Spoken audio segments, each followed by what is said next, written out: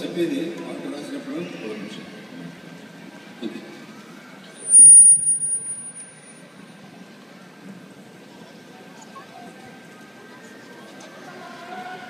மல்லி ராணி ரோஜு இப்படி கம்போஸ் பண்ணுறப்ப சில பல்லவியெல்லாம் சொல்கிறது வழக்கம். அது கவிஞர்கள் எழுதுவாங்க. ஆனால் தெலுங்குலன்னு பாட்டு எழுதுறது அப்படின்னு சொன்னால் ஒரே ஒரு தடவை தியாகராஜ சுவாமி சந்நிதிக்கு நான் போயிருந்தேன். இது பர்சனல் என்னுடைய எனக்குரிய விஷயங்கள். அதை பொதுவாக நான் மேடையில் பகிர்ந்துக்கிறது கிடையாது. బాలు కేటదనాల బాలు గారు అడిగారు కాబట్టి తెలుగులో పాట రాశావా అని అడిగారు కాబట్టి దానికి జవాబుగా అది చెప్తున్నాను.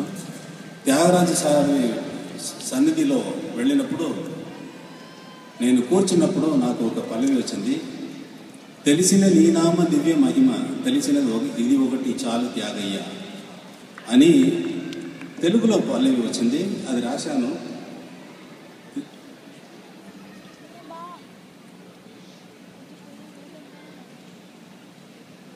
తెలిసిన నీ నామ దివ్య మహిమ తెలిసినది ఒకటి చాలు త్యాగయ్య తెలిసిన నీ నామ దివ్య మహిమ తెలిసినవన్నీ తెలిసినవే కాదు తెలిసినవన్నీ తెలిసినవే కాదు తెలియనివి లేక దైవార్థం లేదు తెలియనివి లేక దైవార్థం లేదు. ఏమేమో పని కోసం ఏమేమో అవతారం ఎన్నెన్ని జన్మలైనా ఉన్నది సంసార సాగరం అని ఆ పాటలో వచ్చింది. తెలుగులో అది రాశాను. కీర్తన రాశాను, కీర్తనగా వచ్చింది. తెలిసినవన్నీ తెలిసినవే కాదు అని రాశాను అని చెప్పాను. தெரிஞ்சதெல்லாம் தெரிஞ்சதே இல்லைன்னு தமிழில் அர்த்தம். எனக்கு தெரிஞ்சது மியூசிக் தெரியும்.